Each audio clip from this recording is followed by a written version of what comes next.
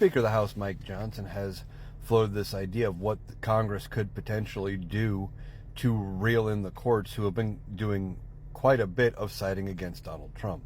Now, Republicans are mad because the courts are not taking Donald Trump's and Republican side on a lot of the things, saying, hey, these are blatantly unconstitutional. You don't have the authority to do this, that, and the other. And saying, there's a process to these things. Well, Mike Johnson wants to reel in the courts. Now, what could they do? Well, they have funding. They could defund the courts, and that would be a major stalling point down the road in any sort of funding bill. Now, we don't have to deal with funding till October. I think October 1 is the latest funding deadline right now.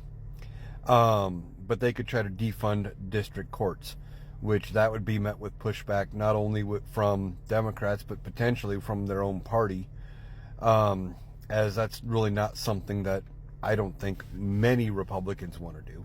There's always the possibility they impeach these judges, but they don't have the votes in the Senate, so it would be a futile act other than impeaching a bunch of judges and having it on their records that this happened. Wouldn't solve anything. But is there a path for them to remove entire circuits? Well, that would take an act of Congress, and I don't think they would have the votes. I believe they would have to get past the filibuster, which is 60 votes, and Democrats aren't going to cave on this. And prior to the November election, Republicans were on board with adding more judges to the courts because they kept saying we need more judges, and they had a bipartisan deal in place to add more judges to the federal court system. But part of the deal was that it would have been agreed upon ahead of the election, and then so many judges added in intervals after the next two elections. That way, it was a blind thing. You didn't know which party was going to win, but Republicans stalled that out too, waiting to see if they actually won before adding judges.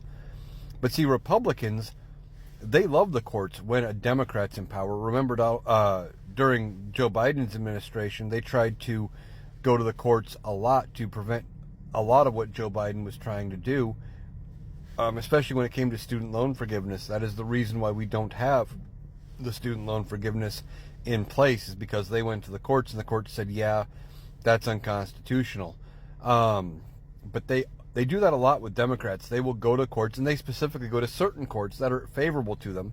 But now that the courts are ruling against them, suddenly it's rogue judges, and we need to reel it in and get them under control. It's more Republican talking points. It's not actually the way it is. And I don't know if they have the votes to do anything they want to do.